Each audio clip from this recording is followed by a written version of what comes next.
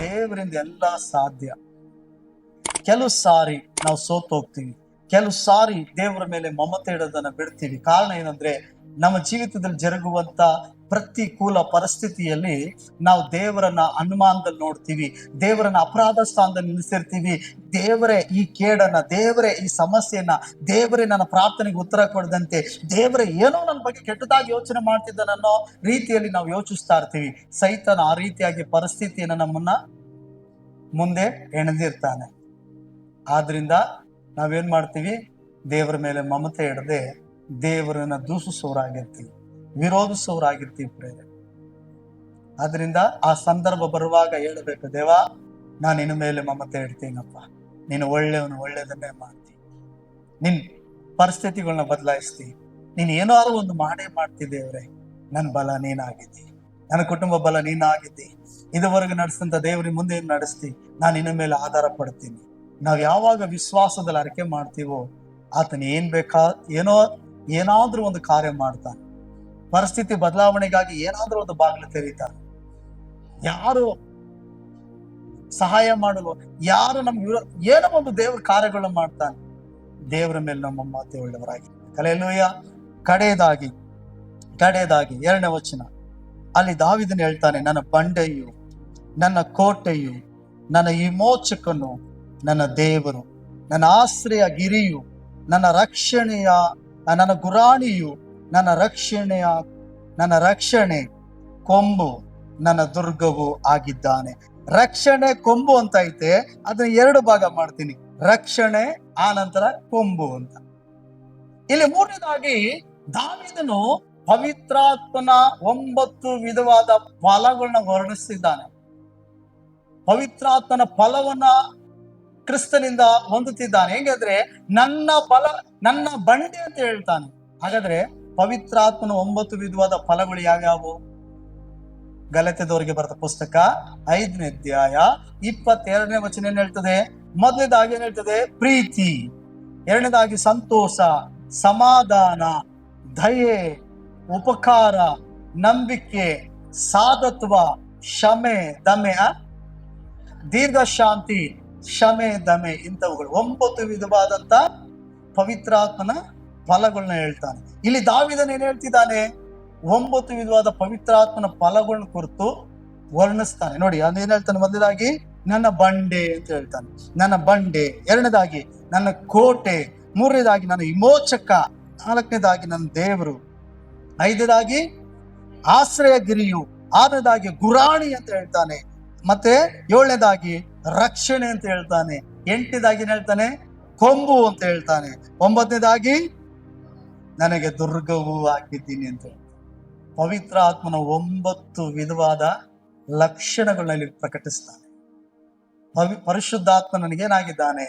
ಪ್ರೀತಿಯಾಗಿದ್ದಾನೆ, ನನ್ನ ಸಂತೋಷವಾಗಿದ್ದಾನೆ, ನನ್ನ ಸಮಾಧಾನವಾಗಿದ್ದಾನೆ. ಆದ್ರೆ ನೀವು ಕೇಳೋದು, ಪಾಸ್ಟರ್ ಇದಕ್ಕೂ ಅದಕ್ಕೆ ಹೆಂಗ ಹೋಲಿಕೆ ಆಯ್ತದೆ? ಇಲ್ಲಿ ಬಂಡೆ ಅಂತ ಹೇಳ್ತಿದ್ದಾನೆ, ಅಲ್ಲಿ ಏನು ಹೋದ್ರಿ? 22ನೇ ವಚನ. ಪವಿತ್ರಾತ್ಮನ ಫಲ ಯಾವುದು? ಮೊದಲೇದು ಯಾವುದು? ಗಮನಿಸ್ರಿ, ಇಲ್ಲಿ ಏನ್ ಹೇಳ್ತಿದ್ದೆ? ದೇವರ ಆತ್ಮನಿಂದ ಉಂಟಾಗುವ ಫಲವೇನು? ಪ್ರೀತಿ. ಈ ಪ್ರೀತಿಗೂ ಬಂಡೆಗೂ ವ್ಯತ್ಯಾಸ ಐತೆ ಅಲ್ವಾ? ಕೆಲವರು ಅಂತಾರಲ್ವಾ, ಬಂಡೆ ಅದು, ಪ್ರೀತಿ ಅಂದ್ರೆ ಏನ್ ಗೊತ್ತಿಲ್ಲ, ಕಲ್ಲು ಹೃದಯ ಅವ್ರದ್ದು, ಬರೀ ಕೆಲಸ ಆಗಂಟ ಅಷ್ಟೇನೆ, ತನ್ನ ತೀಟೆ ತೀರದ ಮೇಲೆ ಮುಗೀತು. ಪ್ರೀತಿಗೂ ಬಂಡೆಗೂ ವ್ಯತ್ಯಾಸ ಐತಲ್ವಾ? ಪಾಶ ನಾವು ಈ ರೀತಿಯಾಗಿ ತಿಳ್ಕೊಂಡಿದ್ವಿ, ಈ ರೀತಿಯಾಗಿ ಬೈತೀವಿ. ಆದ್ರೆ ನೀವು ಪವಿತ್ರಾತ್ಮನ ಫಲಕ್ಕೆ ಹೋಲಿಸ್ತಿದ್ದೀರಲ್ಲ, ಇದು ಹೇಗೆ ಸಾಧ್ಯ? ಬಂಡೆಗೂ ಪ್ರೀತಿಗಿರುವ ವ್ಯತ್ಯಾಸ ಏನು? ಪ್ರೀತಿ ಅಂತಂದ್ರೆ ಲೌಕಿಕವಾದ ಪ್ರೀತಿ ಕುರಿತು ನಾನು ಮಾತನಾಡ್ತಿಲ್ಲ, ಅರ್ಥ ಆಯ್ತಾ? ಅದು ನಾನು ಕ್ರಿಸ್ತನ ಪ್ರೀತಿ ಕುರಿತು ಮಾತನಾಡ್ತಿದ್ದೀನಿ. ಈ ಬಂಡೆ ಬದಲಾಗಿಲ್ಲ. ಬಂಡೆನ ಒಬ್ಬ ಮನುಷ್ಯ ಹೋಗಿ ಟಚ್ ಮಾಡಲಿಲ್ಲ ಅಂದ್ರೆ ಆ ಬಂಡೆನ ಹೊಡಿಬೇಕು, ಅದನ್ನ ಪುಡಿ ಮಾಡ್ಬೇಕು, ಅದನ್ನ ಏನೋ ಒಂದು ಕಲ್ಲು ಸೈಜು ಅಥವಾ ಜಲ್ಲಿನೋ ಪೌಡ್ರು ಏನೋ ಮಾಡ್ಬೇಕು ಅಂತೇಳಿ ಯೋಚನೆ ಮಾಡಿದ್ರೆ ಬಂಡೆ ಹಾಕ್ಬಿಟ್ಬಿಟ್ರೆ ಅದು ಹೆಂಗಿರ್ತದ ಹಂಗೆ ಇರೋದು. ಕ್ರಿಸ್ತನ ಪ್ರೀತಿ ಬದಲಾಗಲ್ಲ, ನಿನ್ ಮೇಲಿರೋದು. ಕ್ರಿಸ್ತನ ಪ್ರೀತಿ ಬಂಡೆಯಾಗಿರ್ತದೆ. ಹಲ್ಲೆಲೂಯಾ. ಅರ್ಥ ಆಯ್ತಾ? ಅಂದ್ರೆ ನಿನ್ನ ಮೇಲೆ ಆತನು ತೋರಿದಂತ ಪ್ರೀತಿ ಎಂದಿಗೂ ಬದಲಾಗದೇ ಇರೋ ರೀತಿಯಲ್ಲಿ. ಅದಕ್ಕೆ ಮೊದಲೇದಾಗಿ ಹೇಳ್ತಾನೆ, ನನ್ನ ಬಂಡೆ ಅಂತ ಹೇಳ್ತಾನೆ, ಅಂದ್ರೆ ನನ್ನ ಪ್ರೀತಿ ಬದಲಾಗಲ್ಲ ಅಂತ. ಯೆರೆಮೀಯ ಪ್ರವಾದನೆ ಗ್ರಂಥದಲ್ಲಿ ಸ್ವಾಮಿ ಹೇಳ್ತಾನೆ, ನಾನು ನಿನ್ನನ್ನು ಪ್ರೀತಿಸಿರುವುದು ಶಾಶ್ವತವಾದ ಪ್ರೇಮದಿಂದಲೇ, ಆದ್ರಿಂದ ಮಮತೆಯಿಂದ ನೀನು ಸೆಳೆಕೊಂಡಿದ್ದೀನಿ ಅಂತ ಹೇಳ್ತಾನೆ. ಆತ ನಿನ್ನ ಮೇಲೆ, ನನ್ನ ಮೇಲೆ, ಇಲ್ಲಿರೋ ಪ್ರತಿಯೊಬ್ಬೊಬ್ಬರನ್ನ ದೇವರು ಪ್ರೀತಿಸಿದ್ದಾನೆ. ಆ ಪ್ರೀತಿ ಎಂದಿಗೂ ಬದಲಾಗಲ್ಲ. ಕೆಲವರು ಅನ್ಕೊಳ್ತಾರೆ, ನಾನು ಚೆನ್ನಾಗಿ ಪ್ರಾರ್ಥನೆ ಮಾಡುವಾಗ ದೇವ್ರು ನಾನು ಪ್ರೀತಿಸ್ತಾನೆ, ನಾನು ಚೆನ್ನಾಗಿ ಕಾಣಿಕೆ ಕೊಡುವಾಗ ದೇವ್ರು ನಾನು ಪ್ರೀತಿಸ್ತಾನೆ, ನಾನು ಇಂಥ ಒಳ್ಳೆ ಕಾರ್ಯಗಳು ಮಾಡುವಾಗ ದೇವ್ರು ನಾನು ಪ್ರೀತಿ ಮಾಡ್ತಾನೆ ಅಂತ. ನೀನು ಒಳ್ಳೆ ಕಾರ್ಯಗಳು ಮಾಡುವಾಗ್ಲೂ ಪ್ರೀತಿಸ್ತಾನೆ, ನೀನು ಒಂದು ವೇಳೆ ಕೆಟ್ಟ ಕಾರ್ಯ ಮಾಡ್ತಿದ್ದಲ್ಲ ಆಗ್ಲೂ ನೀನು ದೇವ್ರ ಪ್ರೀತಿ ಮಾಡ್ತಿದ್ದ. ಹಂಗಂತೇಳಿ ಈಗ ಪ್ರೀತಿ ಸತ್ಯ ತಿಳಿದು ನಾವು ಕೆಟ್ಟ ಕಾರ್ಯಗಳನ್ನ ಮಾಡೋದಾದ್ರೆ ದೇವ್ರ ಪ್ರೀತಿ ಮಾಡ್ತಾನೆ ಅಂತ ಹೇಳಿ ತಿಳ್ಕೊಳ್ಳೋದಾದ್ರೆ ತಪ್ಪಾಗ್ತದೆ. ಅರ್ಥ ಆಯ್ತಾ? ಹಾಗಾಗಿ ನೀನು ಕೆಟ್ಟವನಾಗಿದ್ದಾಗ್ಲೂ ದೇವ್ರ ಪ್ರೀತಿ ಮಾಡ್ದ, ಈಗ ನೀನು ಒಳ್ಳೆಯವಳಾಗಿ ಬದಲಾಯಿಸೋದಕ್ಕೂ ಆತನ ಪ್ರೀತಿಯೇ ಕಾರಣವಾಗಿದೆ. ಅರ್ಥ ಆಯ್ತಾ? ಆತನ ಪ್ರೀತಿ ಇವತ್ತು ನಾಳೆಯು ಏಕ ರೀತಿಯಲ್ಲಿ ಇದ್ದಿದ್ದು. ನೀನು ಬದಲಾಗ್ಬಹುದು, ದೇವರ ಪ್ರೀತಿ ನೀನ್ ಕಮ್ಮಿ ಆಗ್ಬಹುದು, ನಿನ್ನ ಮೇಲೆ ನನ್ನ ಮೇಲೆ ಆತನ ತೋರಿಸುವಂತ ಪ್ರೀತಿ ಯಾವತ್ತೂ ಕಮ್ಮಿ ಆಗಿಲ್ಲ. ನಾವು ಯೋಚನೆ ಮಾಡ್ತೀವಿ, ಅಯ್ಯೋ ಹೋದ್ ವಾರ ಚೆನ್ನಾಗಿ ನಾನು ಪ್ರಾರ್ಥನೆ ಮಾಡಿದೆ, ನಾನು ಚೆನ್ನಾಗಿದೆ, ದೇವ್ರು ನನಗೆ ಒಂದು ಒಳ್ಳೆ ಸಮಾಧಾನ ಆಯ್ತು, ತೃಪ್ತಿ ಆಯ್ತು, ದೇವ್ರು ನನ್ನ ಪ್ರೀತಿ ಮಾಡ್ತಿದ್ದಾನೆ ಅನ್ನೋದು ಒಂದು ರುಜುವಾತ ಆಯ್ತು, ದೇವ್ರು ನನ್ನ ಜೊತೆ ಮಾತನಾಡ್ದ.